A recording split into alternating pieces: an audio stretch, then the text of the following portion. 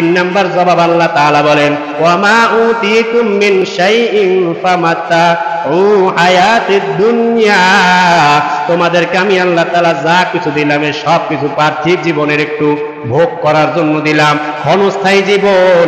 আজকে মনে করো যে এইটাই তোমার কাছে সবকিছু, না, এটা তোমার কাছে সব না।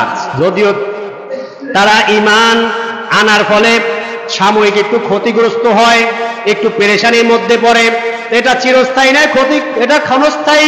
একটু তাকায় দেখবা, এই দুনিয়াতে যত ধন সম্পদ আছে কারো কাছে চিরস্থায়ী থাকে না, আজ আছে কাল নাই। সুতরাং এই দুনিয়া চিরস্থায়ী নয়, ক্ষণস্থায়ী।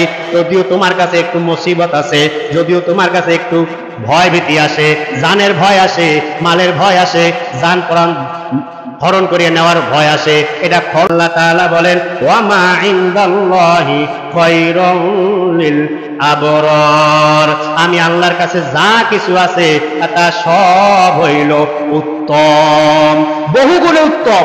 দুনিয়ার ধন সম্পদ কয়দিন, আইজ আছে কাল থাকবে না, কিন্তু আখিরাতের ধন সম্পদ আমি আল্লাহ যতদিন মন চায় তোমরা সেটা ভক্ষণ করতে পারবা, থাকতে পারবা, ওটার কোনো শেষ হবে না। দুনিয়ার জিন্দেগি আজ আছে কাল শেষ, আখিরাতের জিন্দেগি শুরু আছে আর শেষ হবে না।